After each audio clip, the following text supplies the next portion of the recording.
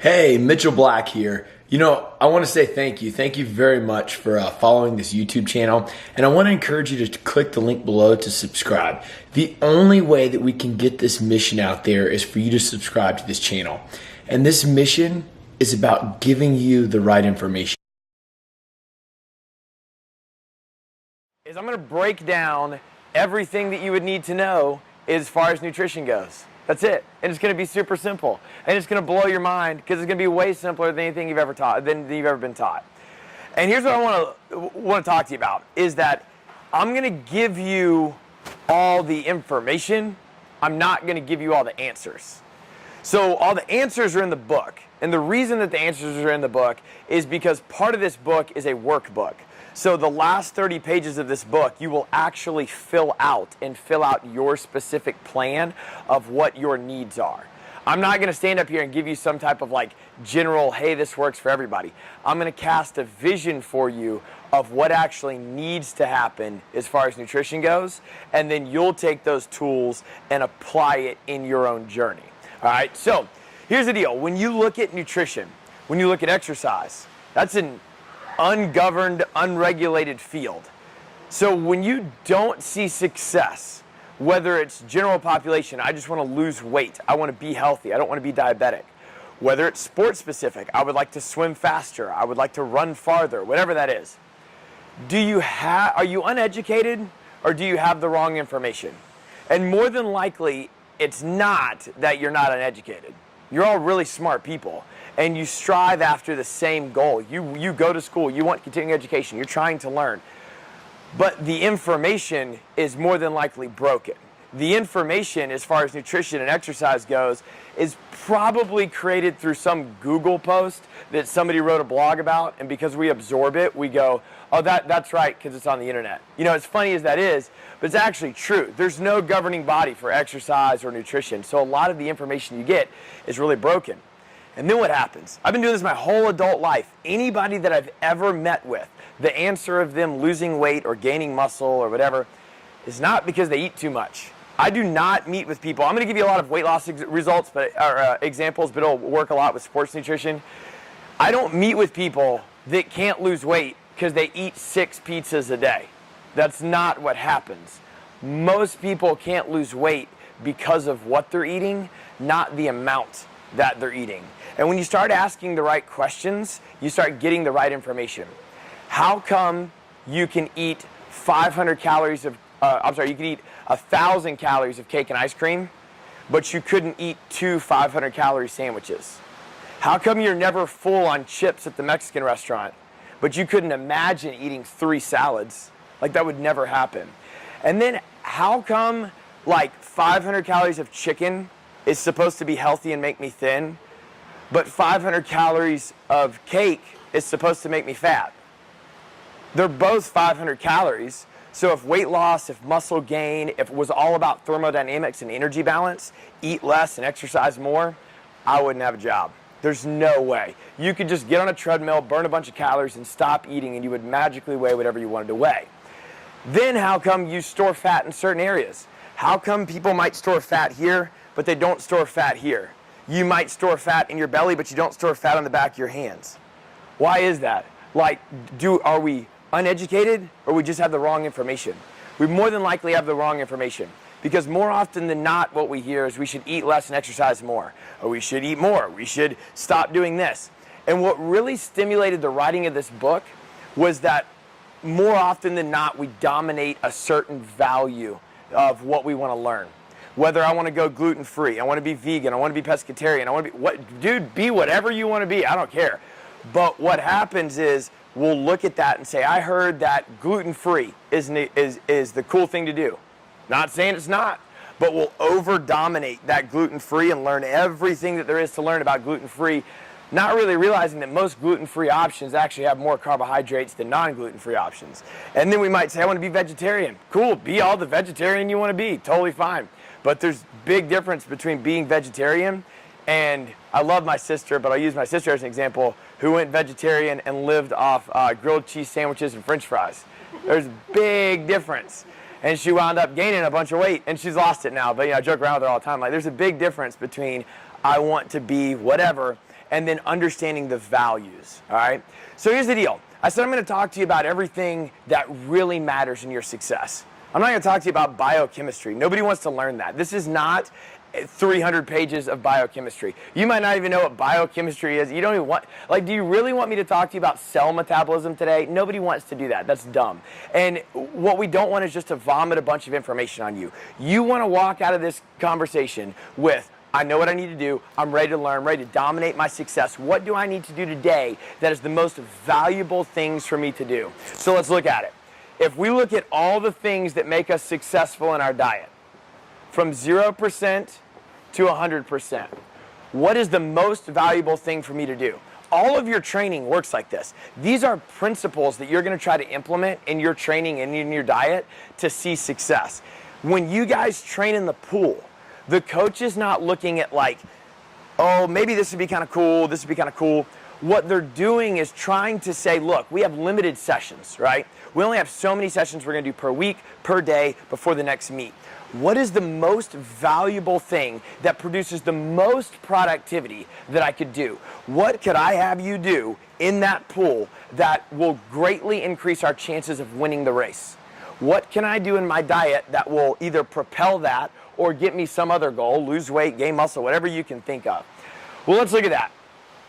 5% of your success rate is going to be made up from supplementation.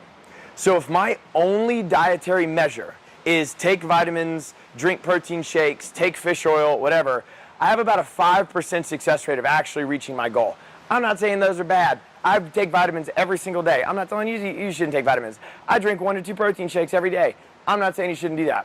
What I'm saying is that the wrong way to look at it is to go to GNC and spend $300 and then try to cut your grocery bill, because you're not looking at real food, you're looking at supplementation. Supplementation is supplementing the actual food.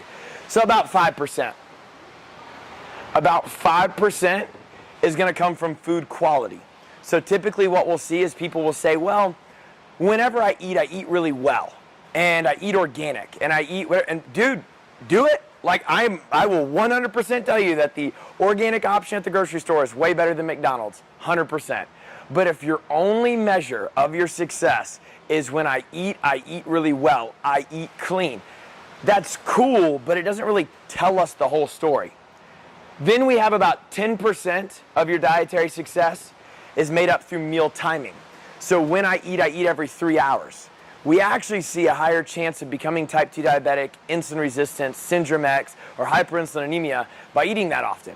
The main reason for that is the average American eats 60% carbohydrates. I don't care how much you work out, you do not need 60% carbohydrates in your diet.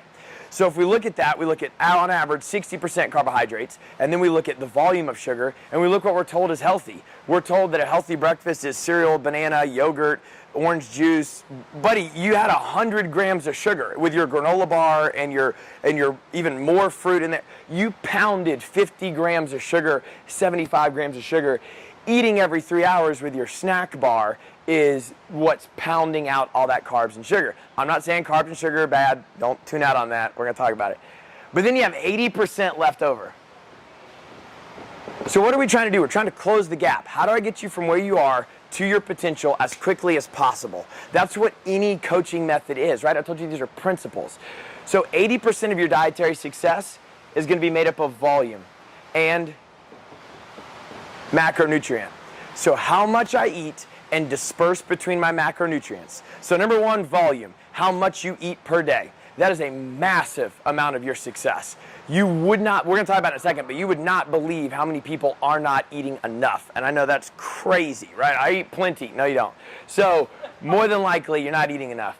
Then your macronutrients. So there's only 4 things on this planet that have calories: carbs, fat, protein, and alcohol. Well, we don't really want to live off alcohol. So carbs, fat, and protein. Those are your macronutrients. Micronutrients are like vitamins and minerals and stuff. We're going to keep it super simple. Done. This is not a biochemistry session. So volume and macronutrients.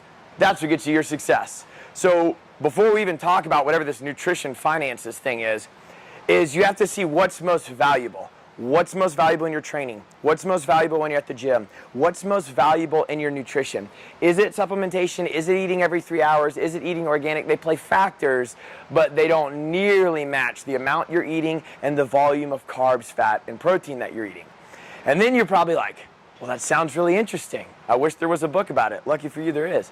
But what has to happen? For any of this to even be applied, you have to be motivated, you have to have a plan, and you have to be driven towards your success. As humans, we haven't developed a new way to eat. Like, I wish I had that for you, but we don't. We have been alive for thousands and thousands of years, and diet programs have been around like 200 maybe. They've only really gotten popular in like 50 years. Whenever you see like a new diet program, and I'm not even saying that they're bad, I'm not hating on any program, I'm just saying when it's like this new thing, we have not developed a new way to eat. What we've done is developed a new system that you might be motivated or think that it's easy enough to follow or get behind or, you know, whatever. Humans are humans, buddy, and that's just all we need to know. And what we need to do from whatever age to whatever age is empower ourselves with the ability to take care of ourselves. And are you uneducated or do you have the wrong information? And when we can't reach our goal, and like everybody knows, nutrition is a massive amount of your success. And when you don't know how to get from point A to point B as a human being, we're losing the ability to take care of ourselves. So what do? So I wanted to write a book. I wanted to create a way that was like, look, I don't want to bore you with all this biochemistry. What I want to do is just make you excited about the program. And I said, well, what does everybody want to do? Like if I was going to create a program for you to follow that had steps, what does everybody want to do?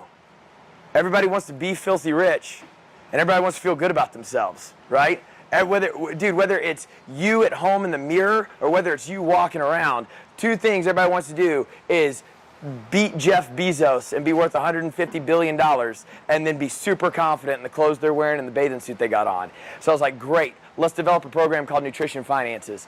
And you would be massively blown away at how much that correlation actually works together. So I'll give you an example. Oh no! Does anybody have a marker? Wait, I think I got another one. Okay, just when we were getting started, right? Okay. There's two things that have to happen. There is a minimum amount of money that you need to make to pay your bills. Absolutely. There is a minimum amount of calories that you need just to survive. Every human being on this planet has a certain amount of calories they need. Everybody has a certain amount of money that they need to make. Now, our needs vary in degree and not kind. So what does that mean? It means that not everybody needs a $10 million home and a Ferrari, and not everybody needs to be a superstar athlete, right? But those degrees can vary. You need a place to live. You have to have some type of transportation. You have to eat. Like there's minimum requirements. Like your electric bill has to be paid. You need calories. You're going to sit here and listen to this for like 45 minutes or whatever, and you're going to burn about 60 to 90 calories just sitting here. You just burned a ridiculous amount of calories swimming. You burn calories when you eat. You burn calories when you drink water so your body can stay at 98.6 degrees. There is a minimum amount that you need. But nobody wants to do this. Nobody wants to make enough to just pay their bills. Nobody wants to eat enough to just not die. Neither of those sound fun. Yet, 76% of Americans live paycheck to paycheck, and 96% of people undereat. Again, do you really think that I'm in business because I meet with people and I look at their diet and go, well, geez, Sally, if you just stop eating cheesecake every night, you'd be fine. What is it typically? I'm busy in the morning. I don't have time. I don't know what to grab. Kids are crazy. Okay, well, lunch just went out the window. Then I'm at dinner. I don't know. We just throw something together. And then whatever we're told is healthy at the snack store. Dude, it's just too many decisions. We have too much life going on. We don't really know how to close the gap. And are we uneducated or do we have the wrong information? So let's look at this. 76% of Americans live paycheck to paycheck. 96% of people undereat. Nobody wants to live here. Where you want to live is in this disposable area, where you can have disposable income to go buy some cool shoes, to go on vacation, to buy a car, whatever you want to do. It's cool stuff. You want to eat enough to support your lifestyle. These principles apply to anybody. Our needs vary in degree and not kind, whether you want to go to the Olympics or whether you want to lose 20 pounds. The amount that you train will dictate your minimum. The version you have for your $10 million house and your Ferrari is way different than somebody that wants to live in a modest duplex and drive a Camry. It's totally different. But that's on you. The more you exercise, the more your minimum will go up, and we'll cover that. But you need to eat enough to support your lifestyle. But what did I say in the beginning? You're trying to be Jeff Bezos. Jeff Bezos, founder of Amazon, is worth $150 billion. That's insane. You need to think like that, though. Like, how does that happen? How do you do that? You don't want to just do this. You don't want to just go to the grocery store or go to any store and feel constricted. I can't buy this because, like, every time you constrict, it's like another thing, right? Nobody likes that stress. You don't want to live over here. You don't want to not eat enough, train too much, feel tired, feel exhausted, have no results. Think about how many, even if you're not even sure if I'm right, think about how many hundreds of millions of people work out all the time and have zero success. 80% of people will join a gym this year, attend less than once every 30 days and not reach their goal. Whether it's performance driven, whether it's weight loss driven. Am I uneducated or do I have the wrong information? What you want to do is you want to take this disposable income and you want to invest it. Same thing with your calories. You have to invest those. Yeah, you have to invest those in your macronutrients. So if I look at money, how do I do that? How do I create wealth? If we look at Amazon as an example, how is the founder of Amazon worth $150 billion? It's not because of Amazon. A large part of it is, but he only owns 13% of it. What is he doing with this disposable income? He's investing it, like buying the Washington Post. He's investing it in other areas that pay him. So you might not be on an economic system yet. I get it, but I'm going to paint you a picture. So I kind of break everything down in this book. I use the example a lot of investment real estate. What if, I think you can all grasp this. What if you were to take your disposable income, so extra money that you had, and you went and bought a rental property, and you rented it out to somebody, and you borrowed it from the bank, and your bank payment was $1,000 a month. But you went over to this person, you said, hey, I'm going to rent this house to you for $1,500. You made $500. It's like the Price is Right's in here. You made $500. Great, cool. But you're doing that every month that you have a renter in there, right? So assuming nothing breaks and all that, every month you're going to make $500. You with me? All right. But you're not focused on $500. You're focused on hundreds of millions of dollars. So how do you do that? You got to pretend like that doesn't exist. And you need to accumulate every single month that $500 until you have enough money to go buy another rental property. And then you can go rent it out to somebody else. Then you're cash flow positive, $1,000. Then what are you going to do? Nothing. You're going to keep hoarding that money over and over and over again until you can buy your third rental property and you have $1,500. And you just keep doing it. You keep stacking that cash over and over and over again until you can go invest in other things. A job will never get you rich. What you do with the disposable income and invest it in other areas is what will make you rich. You want passive flows of income. You want your money sitting there. I put $100 in, I went to sleep, and I woke up and there was $125. Doesn't that just sound amazing, right? And you're like, what? I thought this was nutrition. Is this an investment real estate course? No, it's not. But you kind of get the picture here. What I need to do is constantly take my money, any free money I have, and invest it. I'm not trying to spend it. Who cares about new shoes? You're trying to create massive amounts of wealth. You are trying to just stack it over and over again, put it in things that pay you nonstop. What in the world does that have to do with your body? Every single one of you has an RMR, a resting metabolic rate. I will do nothing all day and I will burn calories. Yep, you sure will, because your bones have to be alive, your blood has to circulate through your body. There's all these minimum things that have to happen. And you will find out exactly how many calories your body needs just to survive. Great. Then you're going to eat enough to support your lifestyle. But buddy, you want to go to the Olympics. You want to lose 20 pounds. You want 18-inch biceps. Like whatever this thing is that you want, you need your body to change. Just like you might not be satisfied with your current economic status, you're not satisfied with your body status.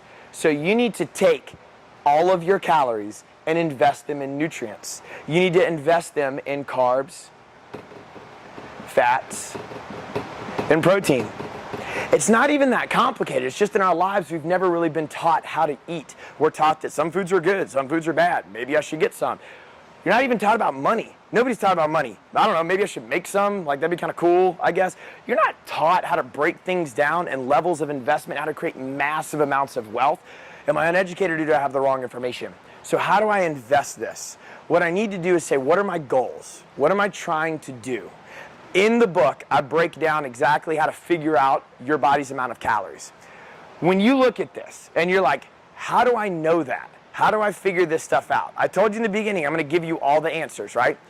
When you go online, and just think of any diet, forget online, any diet program you've ever followed before, and they say, here's a meal plan, here's a whatever, you should eat this many calories, and you're like, oh, this is fantastic. Maybe it is. Maybe it's like the world's best program. That's totally fine. But how did they get that information? They didn't just like, ta-da, it wasn't like a magic trick. It's a body weight multiple. That's how you do it. That's how science works. You take your body, you multiply it by a certain amount based on your activity level, and it comes out. I used to administer these metabolic tests in a lab, have you breathing through tubes and stuff for like 5 years. And it was about 90% accurate, or 98% accurate with just doing a body weight multiple. It's that real, that you can just take your body, I work out this much, multiply it by 8, 9, 10, 11, 12, whatever, and boom, here's your number. Just like you need to figure out how much you need to make, you need to figure out how much you need to eat, all right? Then what I do is I give you 3 different options or investment plans of what you want your percentages to look like. So I have all these calories, right?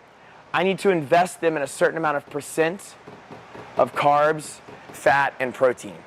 And if I know those numbers, then throughout the day, throughout my meals, throughout my whatever, I can start getting educated in what I'm trying to do for carbs, fat, and protein, and what can fuel my body. Because you're going to have a different volume that you need to eat, and you're going to have a different amount that you want to make based on your activity level. Anybody in this room is going to go, I want to lose 20 pounds. That's going to be way different than somebody who wants to swim thousands and thousands of yards for time. All the other little stuff that you might fill in is points of performance measures. Like if you do things like take in high glycemic index carbs right before you work out, that will boost your performance. Like if you take in a Gatorade that has a bunch of sugar and that's where you get your carbs from and you hop in the water, you will swim faster. But all those little things are like micro details. Like this is what really, really matters. But then what you got to do is you got to say, well, how do I do this? How in the world do I get here? Because it's not like you start today and then tomorrow you're the richest person in the world. It's not like you start today and tomorrow you're at your goals. You're putting in time. And the good thing with you guys is you're young. So if you definitely have an athletic measure, you have time to reach that goal. I want you to think about when you bought a house. So the day that you bought a house, I'm Picasso, by the way, look at this house. The day you bought a house, you just woke up. And for you young kids, think a car. Check this out. That's a car. Maybe we'll give it some windows. All right, cool. So a car, a house, whatever. When you did that, you just woke up that day and decided that you should do it. I mean, it's kind of what happened. Maybe you just heard that it was a good thing, whatever. If you just decide you want to reach your goal, you kind of just woke up that day. Maybe you got fed up, you looked in the mirror, you decided that you want to dedicate all your life to getting a college scholarship, whatever. You did the thing. The bank has no clue that you've just made this magical decision. You're going to go into the bank and you're going to say, I would like to get a car. I would like to get a house. I would like to get whatever. The bank's going to look at your credit score from 18 years old when you started accumulating credit till now. And there may be some dings on your credit score. Maybe you forgot to pay some bills and just something happened along the way and there's dings on your credit score. And that credit score is going to range. And it's going to say, okay, your number should be here, but it's here, or whatever. Based on your credit score, what does the bank do? They lend you a house. You don't own your house. If you don't believe me, stop making the payments and see what happens. Your house will get repossessed. The bank basically says, I kind of just trust you for 30 years based on what you've shown me, and I trust you at a certain interest rate, like a 5% or a 3%, whatever, and I trust you to pay me that back for 30 years. And at the end of the 30 years, that house is yours. Or at the end of the 5 years, that car is yours. That's also why everybody wants to lend you money. If you borrow money for a house at a 5% interest rate and make on-time payments for 30 years, you will pay back 94% more than what you borrowed. That's why banks are in business. That's why they lend out 9 times more capital than what they have in. I'm not hating banks. I'm just saying that's what's smart about it. That's why everybody wants to lend you money, is because they want the interest back, right? Your body does the same thing. So this is a barbell, because my drawing's amazing. Your body's lending you some fitness. And if you don't believe me, stop working out and start eating double cheeseburgers and see what happens. Every bit of your lab markers, your body composition, your health, everything is on loan. And it's based on a credit score from, let's just say 18 again to make it simple. In the book, you're going to run your body's credit score. You're going to see how credit is broken down into 5 pieces. What do those 5 pieces actually matter the most? And you're going to see where your credit values are. You don't want a very high interest rate. If 2 people make the same amount of money, but 2 people have different interest rates here, one is using up more of their disposable income than the other one, because they both make the same, they both work out 4 or 5 days a week, whatever, but too much of that interest is eating up their money. What does that look like here? I'm going to go swim 25 meters and throw up everywhere. I worked out Monday. I am so sore I can't work out Tuesday. I'm going to work out for 3 weeks straight and never miss a day, and I won't look any different, and I will be very tired. Well, it's because your credit score is horrible. You're trying to borrow too much, and your interest rate is too high. All of your free energy is being used. So you first have to know your credit score, because what we can't have is these constant dings on your body. So we can't have these constant dings that are raising the credit score where you can't get a loan for fitness. You can't get a loan for a house with a bad credit score. You can't get a loan for, let's say, weight loss. Let's talk about that, and then we'll talk about performance. When you want to lose weight, that is 100% a cognitive decision. Your brain understands we're having this conversation right now. Your brain understands the goals that you have and what you want to do and the vision you see for yourself. Your body has no clue.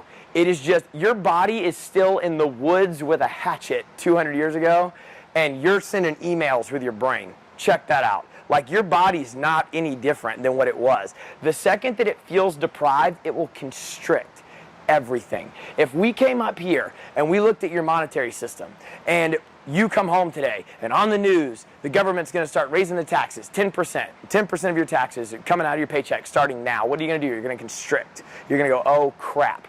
And you're going to find a way to survive. You can complain all you want, but you will find a way to survive. What happens over here when 96% of people eat less? You will live a long time. You'll live a very long time. We can keep you alive with medicine and activity or whatever until you're 80, 90, whatever. We're not arguing that. We're talking about the quality of your life. And even though you might not eat enough, your mood, your energy, your self-esteem, the performance in the pool, everything you want goes down. You're just alive, so you don't think that it's the nutrition, but it's absolutely the nutrition. And when we try to get a loan, that can look like weight loss, where my body's got to trust me enough so I can lose weight. It can look like performance. What are you trying to get a loan from? I'm going to swim 1,000 meters for time, and at 500 meters, I tank. At 700 meters, I tank. Well, wait a minute. If the person made it to 700 meters without tanking, they did better than that 500, right? Their credit score's higher. What if you could go all 1,000 meters without tanking? You got an amazing credit score because your body's trusting you enough. Your body's trusting you enough to loan you that fitness because it knows you will pay it back. Your body doesn't know you're swimming. Your brain knows you're swimming. When you're dying and swimming as hard as you can and pushing, your entire body has to trust you enough to deplete it and give you everything because